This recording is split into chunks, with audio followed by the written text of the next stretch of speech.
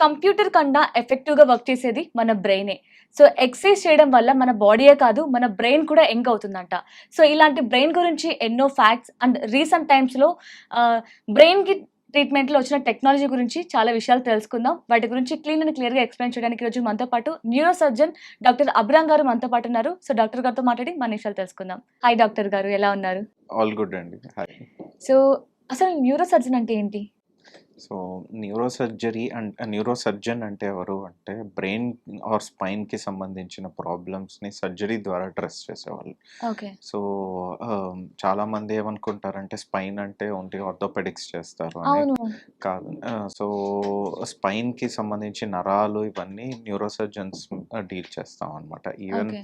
Peripheral నర్వ్స్‌లో ఏదన్నా problem ఉన్నా కానీ, నరాలకి సంబంధించి, స్పైన్‌కి సంబంధించి, బ్రెయిన్‌కి సంబంధించి సర్జరీ చేసేవాళ్ళని న్యూరో సర్జన్స్ అంటారు. ఓకే. సో, ఈ న్యూరలాజికల్ సమస్యలకు ప్రధాన లక్షణాలేంటి అసలు?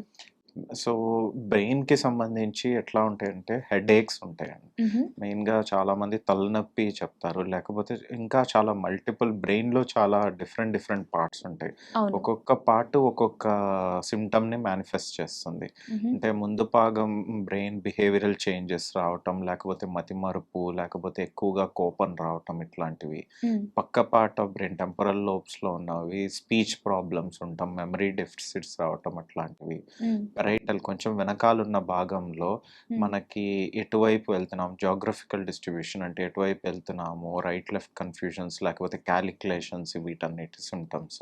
హుహు. వెనకాల మోస్ట్ పార్ట్ ఆక్సిపిటల్ లోబ్ అంటాం. ఆక్సిపిటల్ లోబ్ యూజువల్గా చూపుకి సంబంధించి సింప్టమ్స్. ఇట్లా డిఫరెంట్ ఏ బ్రెయిన్ లోబ్లో ఇన్వాల్వ్మెంట్ బట్టి ఆ సింప్టమ్ వస్తుంది. ఓకే. సో, ఇప్పుడు మీరు చాలా ప్రాబ్లమ్స్ చెప్పారు కదా! ఇందులో అసలు సీరియస్ అని ఎవరు అనుకోరు స్టార్టింగ్‌లో.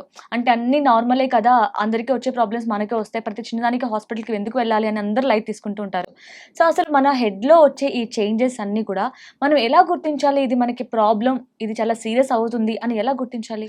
సో, డిఫరెంట్ ఏజ్ గ్రూప్స్ అండి. పిల్లలకి యూజువల్‌గా హ్మ్. వాళ్ళు అంటే చిన్న పిల్లలు ఎస్పెషల్లీ 2 ఏళ్ళు, 3 ఏళ్ళు వాళ్ళు హెడేక్ అని స్పెసిఫిక్‌గా చెప్పలేరనమాట. అవును. కరెక్ట్. వాళ్ళకి వామిటింగ్ వస్తున్నా, లేకపోతే వాళ్ళకి ఫీడ్స్ యాక్సెప్ట్ చేయకుండా డల్ అవుతున్నా, ఇవి చాలా వార్నింగ్ సైన్స్ అనమాట. సో, హ్మ్. వెంటనే డాక్టర్‌కి చూపించాలి.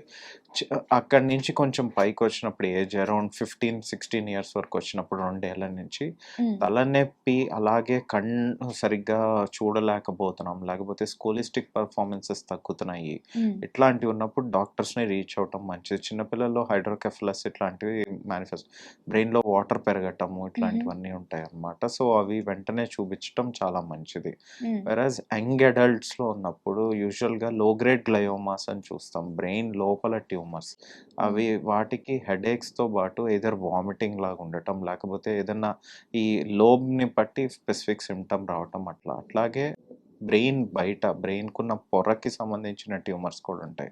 హ్మ్. యాంజియోమాస్ అట్లా అంటాం. అవి యూజువల్‌గా హెడేక్, వామిటింగ్ అండ్ కళ్ళు బ్లర్ అవ్వటము, హ్మ్. లేకపోతే సడెన్‌గా బ్లాక్ అవుట్స్ అవ్వటము ఇట్లాంటివన్నీ అవుతాయన్నమాట. ఓకే. సో, ఏజ్ అవుతున్న కొద్దీ అంటే మోర్ దాన్ 50 ఇయర్స్ యూజువల్‌గా కొంచెం క్యాన్సరస్ ట్యూమర్స్ అవుతాయి. అవన్నీ గూడా same headaches, vomitings, personality changes, హ్మ్. లేకపోతే ఒక సైడ్ కాలు, చెయ్యి కొంచెం లైట్‌గా వీక్‌నెస్ రావటము, ఇట్లాంటి సింప్టమ్స్‌తో బయటకొస్తాయి. So, okay. ఏదైనా హెడేక్ ఒక మాత్ర వేసుకొని తగ్గిపోయాక మళ్ళీ వస్తోంది అంటే హ్మ్. ఇమ్మీడియేట్‌గా ఒక న్యూరో ఫిజిషియన్‌ని గానీ, న్యూరో సర్జన్‌ని గానీ కలవటం చాలా అవసరం. ఓకే. సో, ఇప్పుడు మీరు బ్రెయిన్ ట్యూమర్స్ గురించి చెప్పారు గదా! సో, ఇందులో కూడా చాలా డిఫరెంట్ టైప్స్ ఉంటాయా? అవునండి. బ్రెయిన్ ట్యూమర్స్‌లో గూడా చాలా డిఫరెంట్ ట్యూమర్స్ ఉంటాయి. అంటే యూజువల్‌గా పిల్లల్లో వచ్చేవి మెజారిటీ ఆఫ్ ట్యూమర్స్ ఎక్కువ ప్రమాదకరమైనవి కావన్నమాట. ఓహో! ఓకే. అండ్ యంగ్ అడల్ట్స్‌లో వచ్చేవి గూడా చాలా ప్రమాదకరమైనవి కావు. కానీ హ్మ్. కొంచెం ఓల్డేజ్ వస్తున్న కొద్దీ, వయసు పెరిగే కొద్దీ మెటాస్టాసిస్ ఈ మధ్య క్యాన్సర్స్ బాగా ఎళ్తున్నాయి. కరెక్ట్. వేరే అవును. భాగంలోంచి ట్యూమర్ బ్రెయిన్‌లోకి వెళ్లి మేనిఫెస్ట్ అవ్వటం. హుహు. లేదా బ్రెయిన్ ట్యూమర్స్‌లోనే గ్లయోబ్లాస్టోమాస్ అంటాం. అట్లాంటివి రావటము. హుహు. లేకపోతే మెనింజియోమాస్ అట్లాంటివి different types of tumours. Okay. So, ఈ బ్రెయిన్ ట్యూమర్స్ గురించి పెద్దగా అవగాహన ఉండదు చాలా వరకు. చదువుకున్న వాళ్ళకి ఉండదు, చదువుకోలేని వాళ్ళకి కూడా అంత ఐడియా ఉండదు. సో, ఇదేముందో లైట్ తీసుకుంటూ ఉంటారు. అది అలా లైట్ తీసుకోవడం వల్ల ఎలాంటి ప్రాబ్లమ్స్ ఫేస్ చేసే అవకాశాలున్నాయంటారు? యాహ్! సో యూజువల్గా ఏమవుతుందంటే బ్రెయిన్ ట్యూమర్ని కనుక వెంటనే అడ్రస్ చేయకపోతే బ్రెయిన్ బయట ఉన్న ట్యూమర్ వల్ల బ్రెయిన్లో వాపు పెరిగి సడన్గా కోమాలోకి స్లిప్ అయిపోవటం అట్లాంటి ఛాన్సెస్ ఉంటాయి. ఓహ్! అదే యంగ్ అడల్ట్స్ కనుక బ్రెయిన్ ట్యూమర్ చిన్న లో గ్రేడ్లో ఉన్నప్పుడు వాటిని నెగ్లెక్ట్ చేసి చేయించుకోకపోవటం వల్ల ఏమవుతుందంటే ఏజ్ పెరిగే కొద్ది అంటే ఒక 6 months 1 year అయ్యాక ట్యూమర్ గ్రేడ్ మారుతుంది. హ్మ్. డిఫరెన్సియేషన్ అంటాం. అంటే 1 ఉన్నది 3 అవ్వటం 4 అవ్వటం అట్లాంటివి జరుగుతాయి.